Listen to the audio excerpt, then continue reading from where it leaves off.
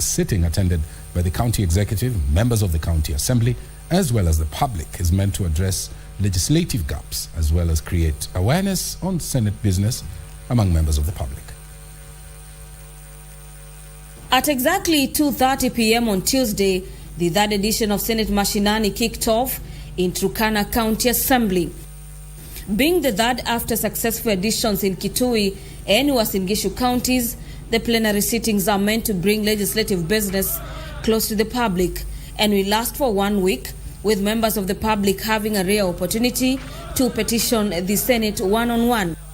During the sitting, senators called on the Health Committee to lead other committees in inspecting social amenities to ascertain the success of county allocation. Meanwhile, County Commissioner Jacob Ouma, who appeared before the Senate Committee on Security, called for boosting of the National Police Reservists in a bid to end rampant cases of cattle rustling in the region. There are cartels which have mastered this whole business of sponsoring thugs to move in, raid, and everything is arranged, and these animals vanish to eternity. We never see them.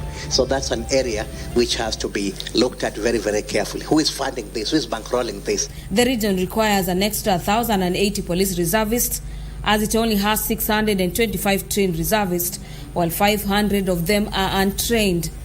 That understanding of their terrain and their environment, however harsh it may be, is an advantage if it is nurtured and mobilized within the component of the NPR, because they can be able to go uphill when the normal officer on their end is panting with their tongue out.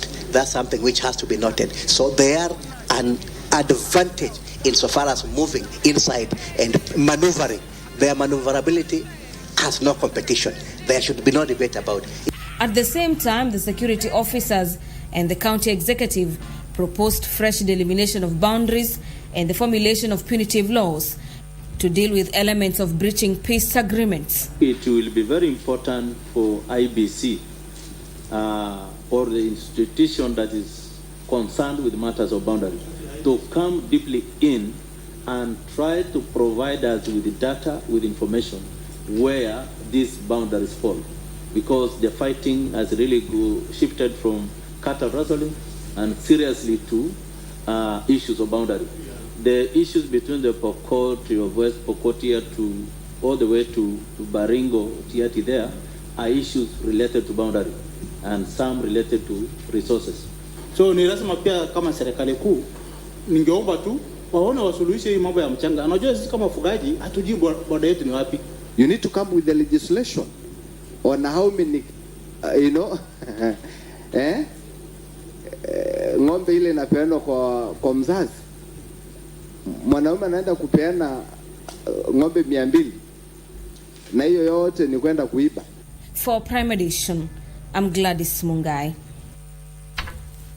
Public health facilities in the counties will have a say over the utilization of monies that they generate if a bill by senators is adopted and enacted into law.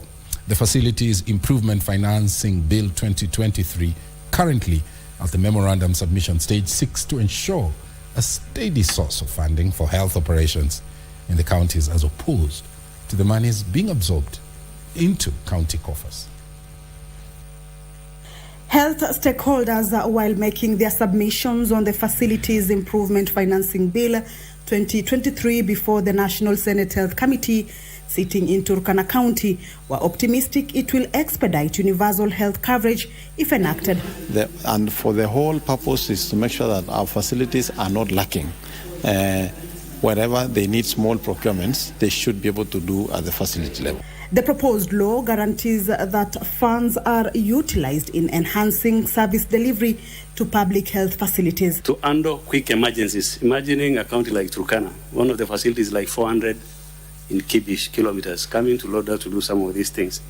So I still feel that the AIA is ideal specifically for the facility so that they can defray expenditures they have and handle emergencies within the shortest time possible.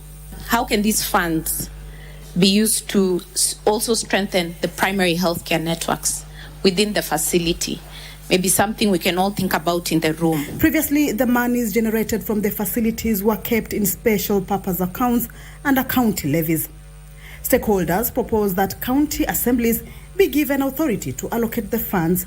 And it's very easy to sit in Nairobi and prescribe uniform standards for all counties, and then miss out on the diversity in our different counties. If enacted, the bill will ensure all public health facilities are registered into National Health Insurance Fund and county officials trained on the benefits of the national insurance cover. Kamche Menza for Prime Edition. The Energy Committee of the Senate wants the Ministry of Energy and Petroleum to conduct an actual study on the commercial viability of crude oil deposits in Turkana.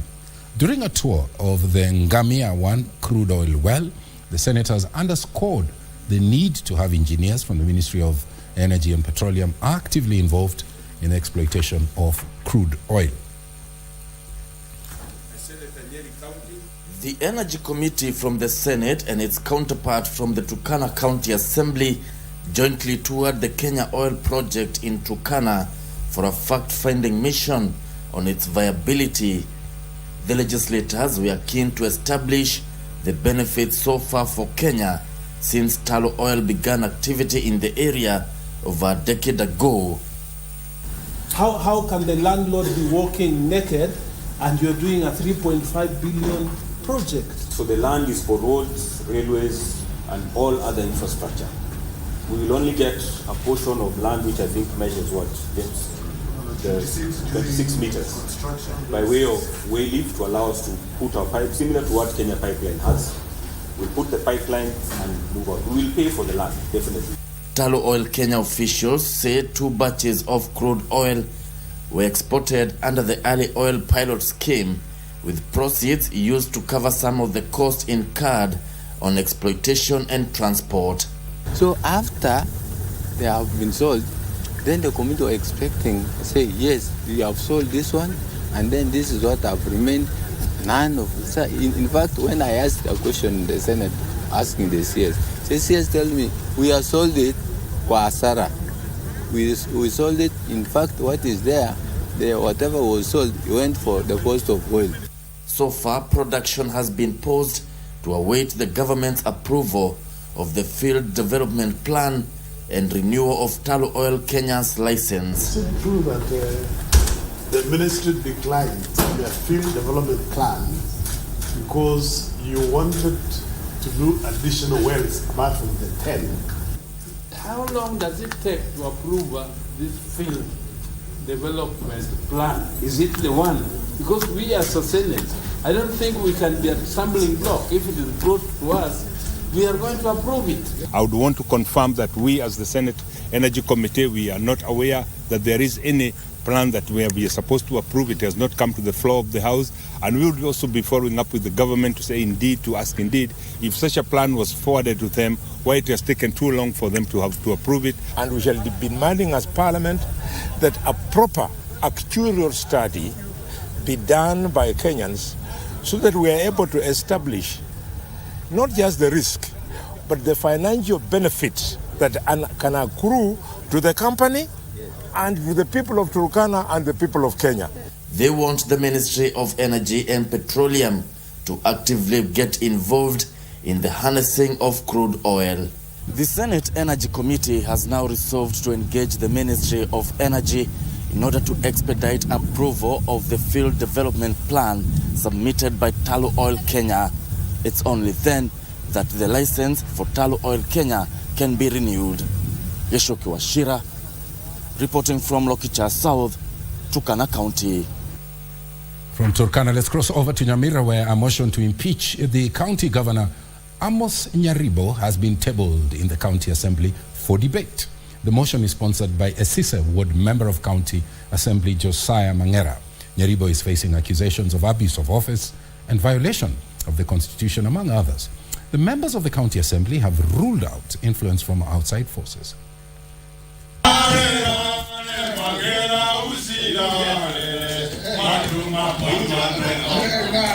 The stage is set for a showdown in the Nyamira County Assembly following the tabling of an impeachment motion against Governor Amos Nyaribo. I now wish to give a notice of motion to consider, debate and approve a motion for removal of the Governor, His Excellency Amos Nyaribo, from office of County Governor in Nyamira County, pursuant to Article 181, 1A, B, and C of the Constitution of Kenya, 2010. 24 out of the 34 members of the County Assembly had signed the impeachment motion, accusing the county boss of laxity in the execution of his duties and a performance and violation of the Constitution. We've put all the grounds there for the whole world to see. We've laid our evidence, documentary evidence. We have witnesses who will help us build our case. It's only in Nyamira where there are no functional street lights at all. It's only in Nyamira where an ECD teacher is paid 25 million as a month as a special salary. The members of the County Assembly claim they have not been influenced by any outside forces to file the motion and that they were acting in good faith for the county. We are not doing this because of personal reasons with the governor, or we are not pushed from any quarter to do this. This is out of our own conscience as leaders, elected leaders, who represent thousands of voters who sent us here. For the motion to sail through, at least 23 members of the County Assembly have to support it. The decision will then be forwarded to the Senate for action.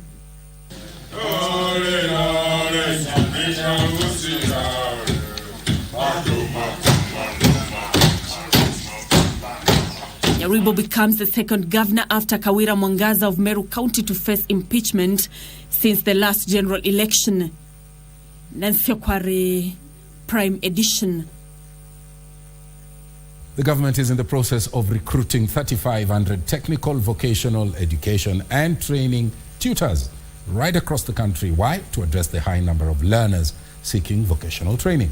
The Principal Secretary, Department for Technical, Vocational Education and Training, Dr. Esther Mboya, said of the number 2,000 will be recruited this financial year, while 1,500 will be enlisted in the next financial year. Mboya said that the move is in line with the government's aspirations to use TVET as a foundation for skilled labor force away from the blue-collar mentality. To tell the youth that TVET is the way to go. The government is now positioning TVET as the first call for skilled labor force in the country.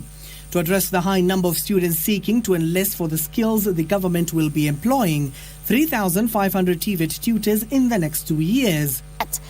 We are recruiting, and we are already in the process of recruiting 1,300 trainers. That one, the process is almost over. And sooner than later, we are going to advertise another 2,000 trainers for this financial year. In the subsequent financial year, the government is going to tell us how many more we are going to bring in. Speaking after meeting principals from the technical, vocational, education and training colleges across the country for a consultative meeting in Nairobi County, the PS State Department for TVET, Dr. Esther Mboya, said the current administration was keen to building a workforce able to respond to the job market in the country. We are training our students for skills, that is train the students with industry and for industry, so that we are saying it is CBET training, and we are agreeing on the same with the National Polytechnic principals. The PS further stated the Kenya Kwanza administration was not only focusing on the Kenyan job market, but skilled labor for export to earn the country foreign exchange. The students have to be fully skilled for the sake of industrialization of this country, and also for those who would want to access international jobs, who therefore need the skills to be able to get there. Kenya Association of Technical Training Institution Chairman David Mwangi lauded the initiative, saying the recruitments will bridge the teaching gap experienced in TVETs across the country. The Madam PS has said it is about equity, and we would expect and encourage everybody, especially our leadership, to mop everybody in the villages to go and join our TVET institutions. We are 220 and we still have capacity they can be able to join.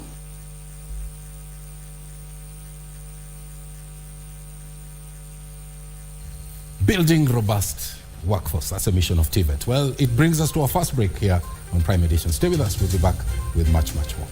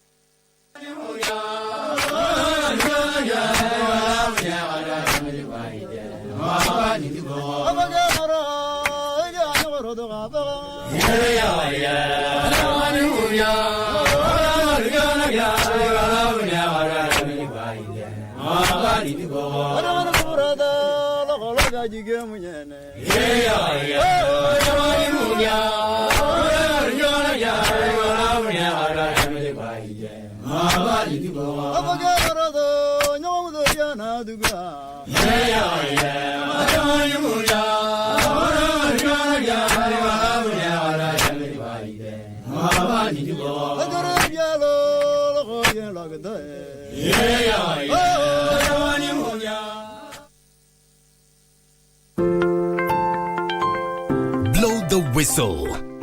As a responsible citizen, you can get involved in the war against corruption and report any incidences of bribery and corruption.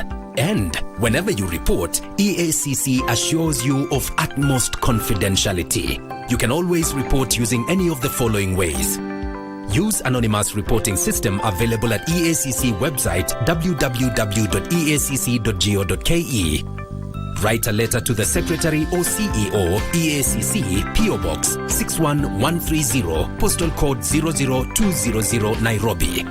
Make a call to 0729 888 881 or 882 or 883 or hotline number 020-271-7468 or fax 020-271-9757. You can likewise send an email to report@integrity.go.ke or reach us through our social media handles facebook.com/EACC or twitter.com/EACC. You can also visit us at the EACC stand at the Nairobi ASK Showgrounds in Jamhuri or any of the EACC regional offices and Huduma centers across the country. EACC, tuangamize ufisadi, tuijenge Kenya.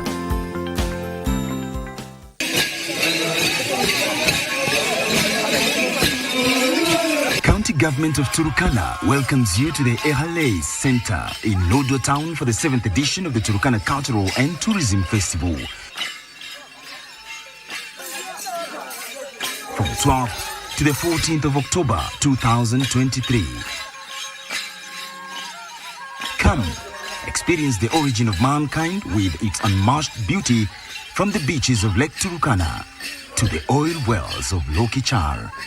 Live on Channel 1, Radio Taifa and KBC Turkana Service.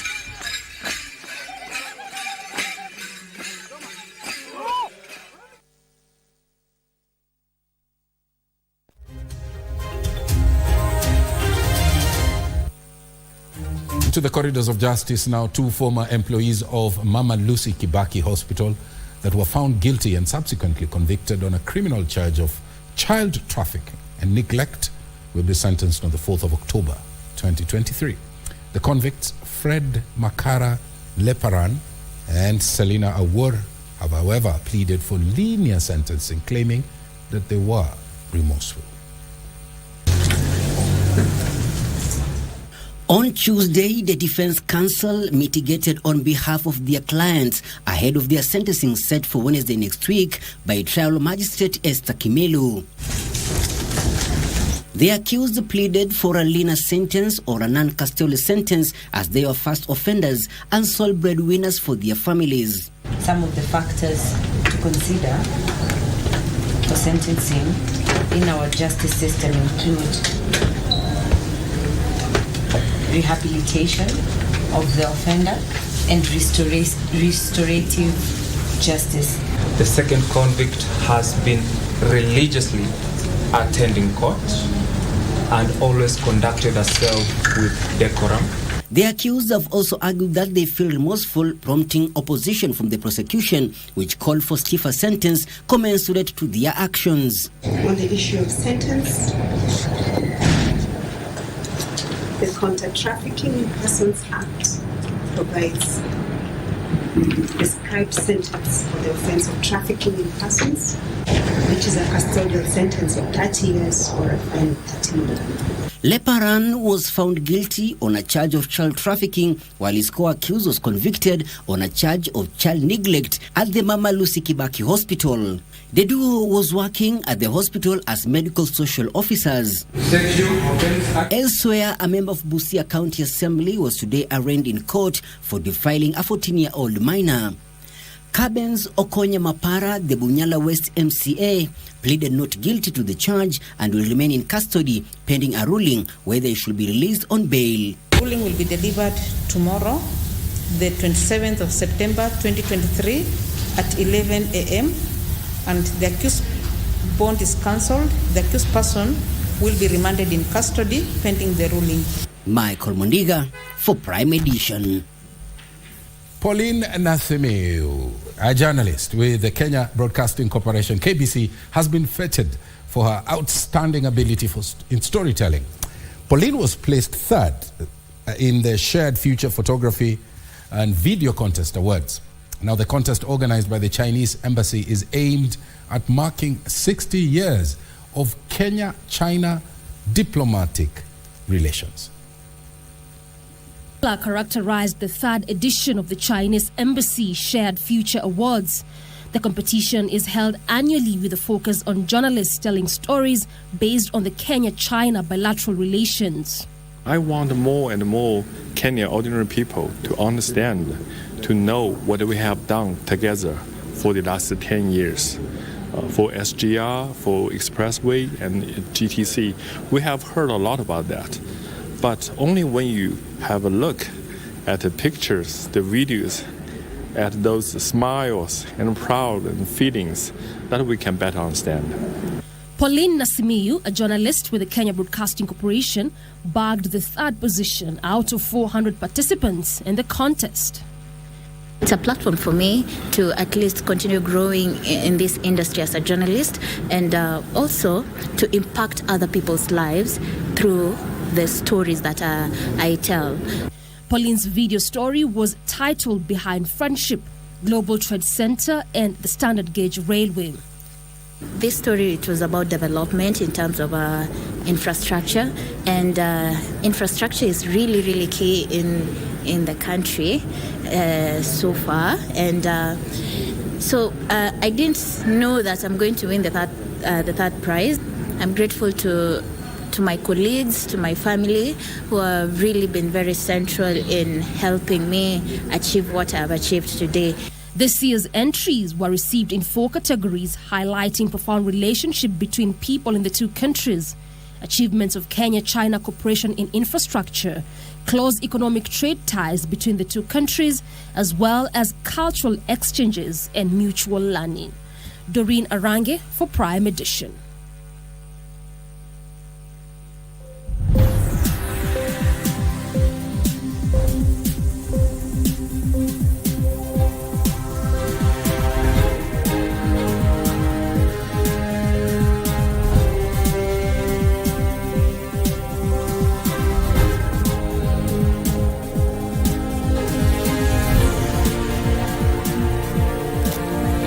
A very good evening to you. Thank you for keeping it Prime Edition. Time to get the latest in the world of business. My name is Betty Kiptum, and before I just start, I want to appreciate Pauline Nasimiu, who is a reporter at KBC, and that fitting, of course, shows just how industrious she is. Indeed, she deserves it. Congratulations, Pauline. Now, high taxes and levies charged by both national and county governments are crippling small and medium enterprises in Kenya. A study by the Institute for Social Accountability says a Kenyan-based SME pays an average of 12 taxes and levies, hampering the growth of the industry. The institute is calling for a reduction in taxes and levies, simplification of tax procedures, and training on tax filing and compliance. The Kenya Revenue Authority is the constitutional body mandated with tax management and administration. An aggressive taxman has seen collections jump to 2.17 trillion shillings in the last financial year. On the other hand, the 47 county governments collected 32 billion shillings through multiple levies and fees in the same year. It's incumbent on government to ensure that we collect everybody who is supposed to pay tax, pays his fair share of tax, but more importantly, to ensure that there's good tax administration laws. The Institute for Social Accountability says Kenyan SMEs are bearing the brunt of high taxes and levies, which is sinking their businesses. Na unaitishwa taxes kila upande. Ukifika kama asubuhi mimi nimenunua China mkate. Sasa hii mkate ni pesa ngapi? 60 maziwa. So unajua kuna watu wanasema watu wa jua kali hatulipi tax. Tunalipa tax mingi sana. Hatuwezi kusisitiza haya mambo kwa kina kupita yale tumefanya, kusema kwamba we need to reduce the burden. Clearly the burden is too much. We must look at advisory roles to the government, and this must come from the people after a lot of participation, public participation. The Institute says there is an urgent need to reform current tax policies to help SMEs comply with tax policies.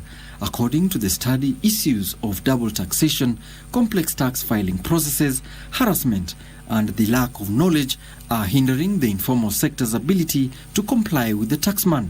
We believe that government is open to listening and making the necessary reforms within this particular crisis of the economy and taxation, and the injustice being meted both on the informal sector and the formal sector is an opportunity for genuine reforms about how we work on our public finance management, not just the taxation.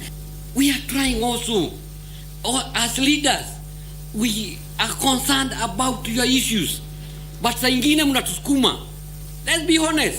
That is a very normal, in a normal curve of operations in terms of collection of taxes. The more you increase tax, the more people look for ways of evading, and the lesser tax, because some businesses will close because of that. The Institute is also recommending special tax incentives, diversity in tax sources, tax harmonization, and civic education to increase compliance. Alanauko, Prime Edition. And the lack of knowledge on money management skills is slowing down the uptake of SACCO products. The African Confederation of Cooperative Savings and Credit Associations has committed to strengthening the SACCO movement in Africa through knowledge exchange programs aimed at educating savers on financial literacy. Duta Mukami with the details. SACCOs are increasingly playing a vital role in driving financial inclusion in many parts of the world, especially in developing countries. Through technology, SACCOs can offer tailored products and increase their reach to new members. This has, however, been hampered by low financial education and empowerment, as most savers lack the requisite knowledge on money management skills. SACCO business model is about inclusion, not exclusion. Some of the things we are going to discuss in the meeting to see how can we have more young people within this particular space, so that a country like Kenya with high unemployment rate, can we use the SACCO business model to create employment and to add value to our citizens. Stakeholders say there is a need to increase access to affordable financial services and products for wider populations, especially low-income households and micro, small and medium-sized enterprises. This, they say, will lower barriers to entry evidenced by increased efficiency and lower cost of transactions. Once we attend these forums, we learn the best practices, and that is how we create confidence within our members to join more people, more Kenyans to join the cooperative movement. Regulatory bodies are in the process of reviewing policies to ensure compliance in order to increase transparency in the management of SACCOs. We and the regulator and the ministry will continuously be relentless in ensuring protection of members' funds, protection of contributors' funds, because we are driving a narrative that a shilling in a SACCO is as good as a shilling in a bank. The move comes ahead of the annual Savings and Credit Cooperatives Association 2023 SACA Congress, slated for mid-October in Botswana, that aims to promote collaboration, share best practices, and address common challenges facing SACCOs in the continent. Stakeholders in the MSME sector are calling for more inclusive approaches that seek to empower local communities financially. Reporting for Prime Edition, my name is Nduta Mokami. Livestock farmers should take proactive steps to safeguard their operations and protect their animals from predators, adverse weather conditions and diseases as a measure to increase production. Francis Obogi, a veterinary doctor from the Agricultural Development Corporation, says an enhanced health management plan is key to ensuring prompt treatment in case of illnesses. The second day of the Nairobi International Trade Fair witnessed a flurry of activities, with Livestock Day drawing hundreds of visitors across various exhibitions. It has now moved into a place of opportunities for many of our traders. For us, the biggest task we have as a city is to keep providing opportunities, economic opportunities for our people. The day provided livestock exhibitors an opportunity to showcase their livestock as they ready for the public auction on Thursday. This one on the screen is very young. It's about 2 years and it's weighing roughly 500 kg. Cost will be calculated basing on the kilos the animal will have and the commercial value of a kilo in high-end butchery, which may range between 15 to 2,000 shillings times the number of kilos the animal is weighing. Dr. Francis Obogi says adherence to strict protocols in the farm is crucial to ensure the well-being of animals for dairy and beef business success. Production is usually determined by feeding, nutrition. If you feed your animals well, production is, animal nutrition or feeding amounts for 70% of the production. Key point is to control the diseases. With an eye on the farming community, biogas exhibitors sought to highlight the practical applications for their innovation as a reliable, cheaper alternative to LPG cooking gas. Only 2 packets of cow dung mixed with 4 packets of water.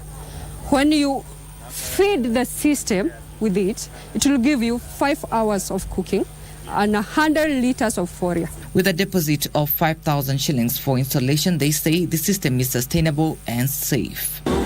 If these crowds here at the ASK showground is anything to go by, then there is no doubt that this year's Nairobi International Trade Fair is living to its reputation. The show continues tomorrow with the official opening by the head of state. Trevor Ngendo for Prime Edition, Nairobi.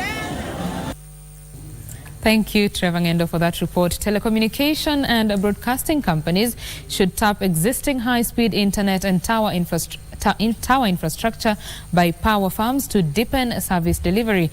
Energy Principal Secretary Alex Washira says the infrastructure by firms such as Kenya Power and Ketraco could help telcos and broadcasters increase their reach, especially to remote areas. The transmission farm boasts of 48 core fiber optic cables, of which 6 are designated to operational communication. 7 years down the line, when the transmission first announced plans to venture into internet fiber business as part of an initiative to grow its revenues. The State Department for Energy encourages Ketraco to go full throttle by entering viable partnership to fill this void for the good of all Kenyans and the global communities. To this end, convergence of services allows for Ketraco's infrastructure to be leveraged by the telcos, broadcasters, and other communication service providers. The remaining 42 are available for leasing, a fact the firm is leveraging on, targeting media houses and mobile network operators. You run Ketraco as a business entity, and that way now you can be able to easily win off the exchequer. So far, Ketraco has completed 38 transmission infrastructure projects, adding 5,476 kilometers of high-voltage transmission lines and 3,573 kilometers of fiber to the national grid. There's a lot of benefit, as Dr. Kimando said.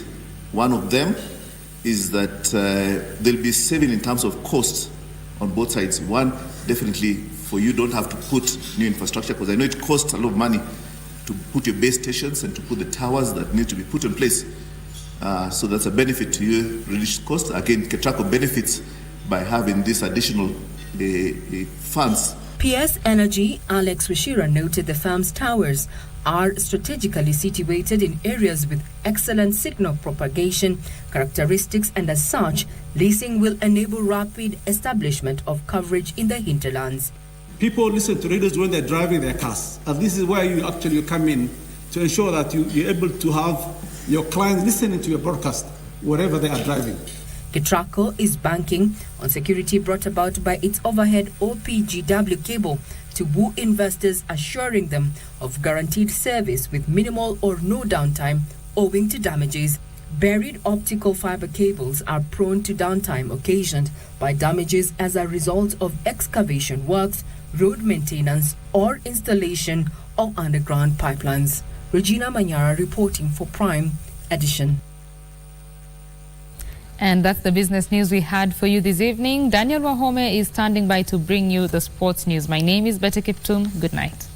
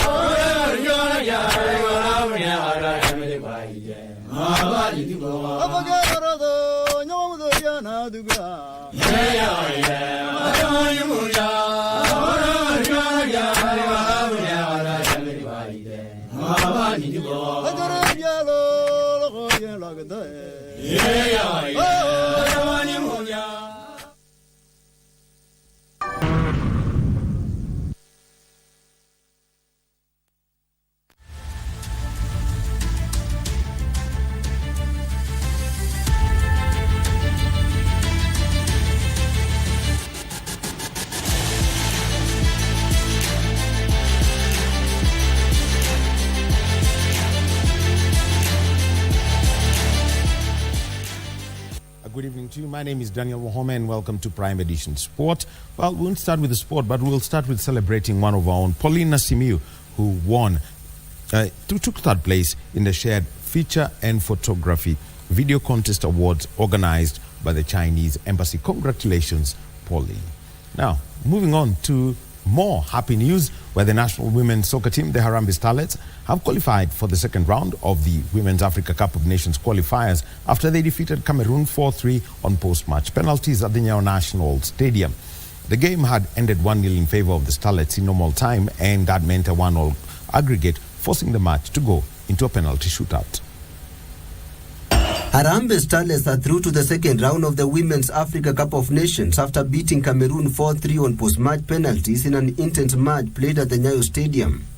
Cameroon's indomitable Lionesses came into this match with an upper hand after winning the first leg 1-0 last Friday in Douala, but Starlets played today's match with determination, winning 1-0 through Cynthia Shilwato's second half goal from a free kick.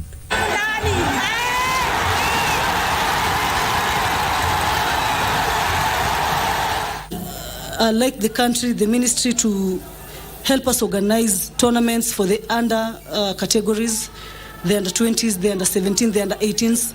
Not for us to go to the camp and ministry says we don't think under 18 is important. We got that last time. And if we get such support and we see more girls and we see more growth and we support in school and we get good coaches in school, then as a country, we are good to go. Tunashukuru sana kwa kukuja kwao. Imetupea nguvu kwa mafans, ile shouting ilikuwa inatuingia kwamba inafaa tuwe sababu tuko nyumbani, tuwezi waibisha, so ilikuwa inatupa ile nguvu ya kujipush more. With the tie level 1-1 on aggregate, The match was forced to go into penalty shootout, which the Kenyan team won after Sherry Langachi slotted home the winner. The Starlets will now play Botswana in the second round in November. Botswana qualified to the second round after thrashing Gabon 9-1 on aggregate. The winner of the second round will book a ticket to participate in the Women's Africa Cup of Nations tournament set for next year in Morocco.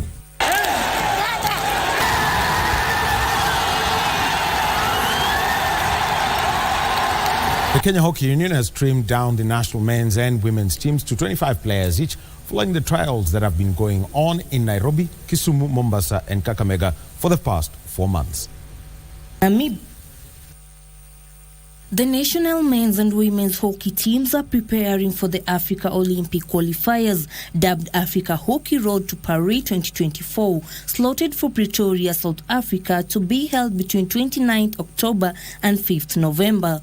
The teams remain on non-residential training camp awaiting for approval from the government to embark on residential camp in preparation for the qualifiers.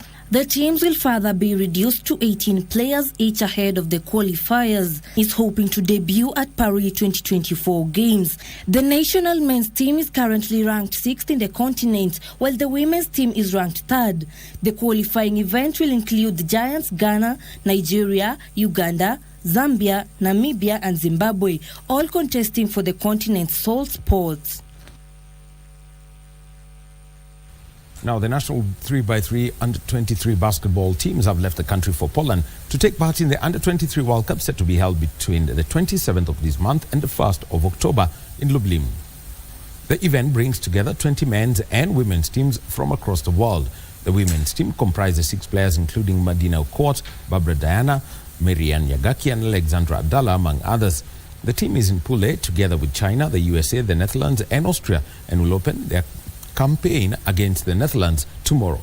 The men's team, which is made up of Dennis Koja, Brant Nzioka, Trevor Pio, Elisha Odiambo, Rodney Olang and Boniface Amkatwa, has been pulled in Group C alongside Germany, Israel, Qatar and Tunisia. They will face Israel in their opener on Thursday. Pachulia kicks it out. He's almost had an assist there, but Thompson can't get it to fall. Kyrie Irving is now guarding 2 guards. Well, he's an elite defender. Big, active, aggressive, and knows exactly who he is. And that's the sport for tonight. So look out for more action that we're going to be talking about, even as we build up into the weekend when we've got the World Road Running Championships. And also, we have got the WRC Rally Chile Bio. That's part of what we shall be talking about. Over to you, Mboya.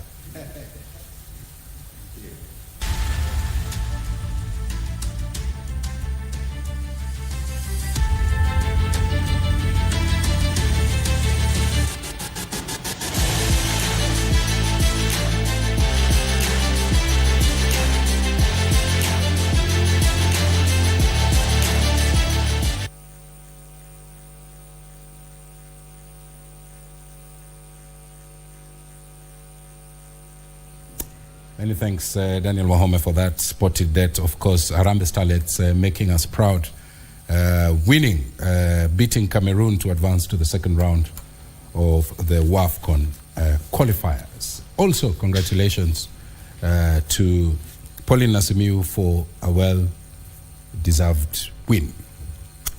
Now, before we usher in the scorecard team, retired Lieutenant Colonel Dr. Michael Munyoki served in the military for 40 years, and he was instrumental in publishing books and journals on HIV and AIDS among uniformed officers, not only in Kenya, but also across the borders in Sudan, Ethiopia, and Eritrea. Not only did his efforts win him accolades, but also helped in bringing down HIV infection rates in the forces. We now leave you with this week's edition of Military Tales. My name is Mboya. Enjoy the rest of your evening. Good night.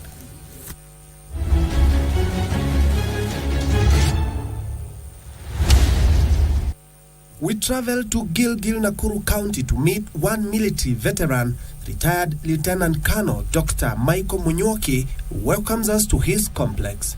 I was born on the 24th December 1958 in Machakos, but specifically in Yata. And then I went to school, a local primary school called Chasion, and then I went for secondary school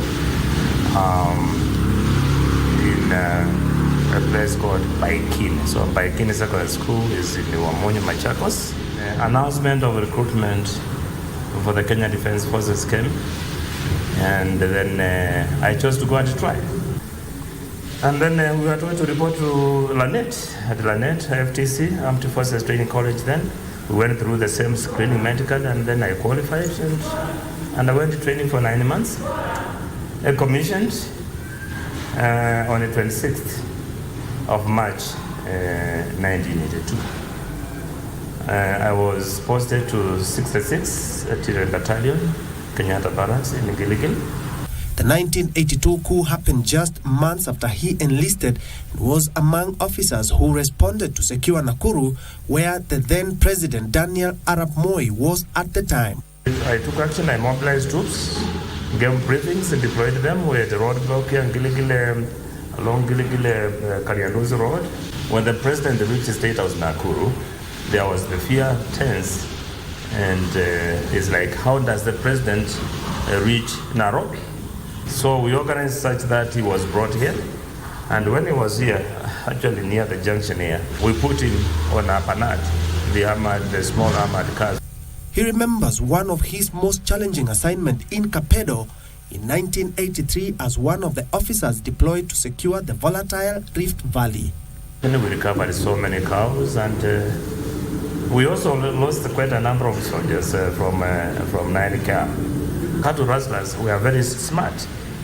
When they realize you are bombing, they will go under the caves, and when you finish, they will come out and still continue their activities. A military-trained doctor, Munyoki would be sent out in 1999 for more training in Pakistan, where he trained as an instructor in gunnery and came back to Kenya to the School of Artillery in Embakasi.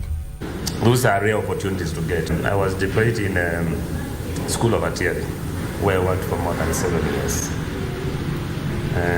I left there to go to attend Defense Staff College.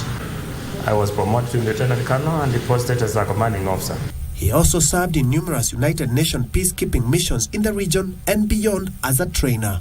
His most notable mission was in 2002 when he served in Ethiopia and Eritrea, where he was instrumental in the introduction of peer education in the military.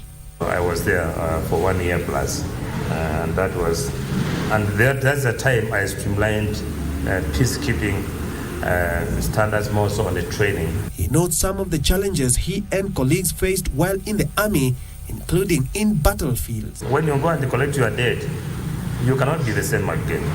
And tomorrow you are taking a gun and going there to fight. You are going to cross with the enemy. The issue is you either get killed or you kill. Dr. Munyoki is also an author and has published numerous books and journals on the management of HIV and AIDS among uniformed officers. The book addresses that being HIV positive is not a daily sentence. He credits the military for milestone he has achieved in his life. I thank the military. It made me who I am. I grew up and gained my experience, leadership skills, management skills, administrative skills, tactics, orientation on how to deal with the various groups of people, different people, character of people. Since retiring in March of 2023, Munyoki now oversees businesses he has invested both in Naivasha and Machakos counties. Started in March this year. I found time to relax a bit. Like now I'm doing a bit of construction. I man my hotel, not manning per se, but I spend time to see what is happening. He speaks fondly about his pillar of strength, his family. I have big kids. I have a lieutenant colonel like me now, serving the Kenyan Defense Force. I have a doctor, he's serving somewhere in Muranga. And I have a daughter who is serving the company from America, Cotigo. So I live a humble, simple life, and I'm happy. As a veteran, Munyoki still holds national values close to his heart, urging Kenyans to support the uniformed forces. Kenyans, let's join hands, love each other, love our nation, because I would say the country comes first. Personal issues, ideas come second. And with books, such as this, his legacy will echo for centuries and will help millions of the Kenya Defence Forces. For Military Tales from Gilgil in Nakuru County, I'm Ben Troinjue.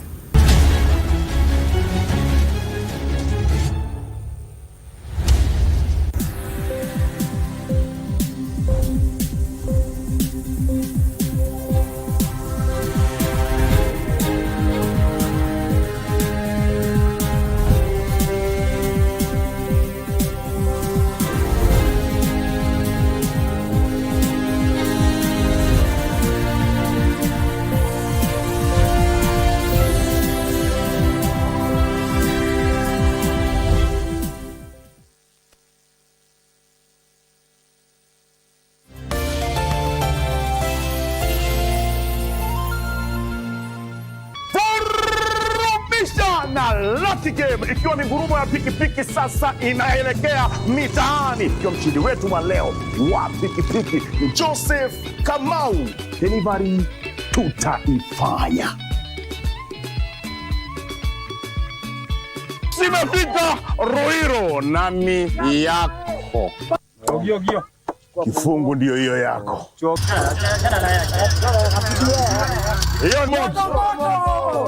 Nilikuwa nimejaribu siku kama 3 hivi. Nimeshida hii pikipiki Honda. Amekabidhiwa mpaka stakabadhi zote. Yote inafanyika katika Lucky Game. Vurumisha na star 570. Shinda pesa moto.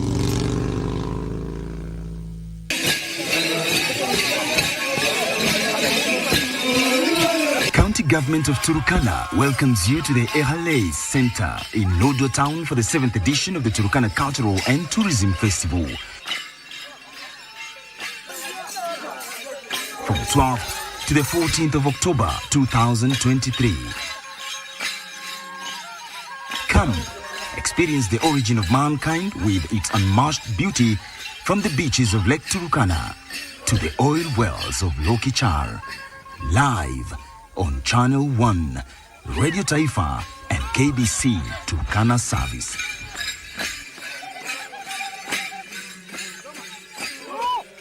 It's a cocktail of emotions. The puns that cracks up the family.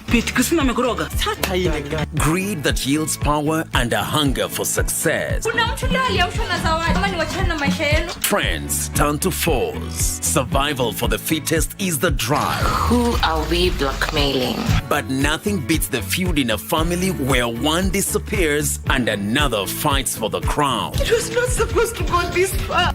It's the desire to succeed that keeps us going, the deception that keeps us digging, and the laughter pill that keeps us living.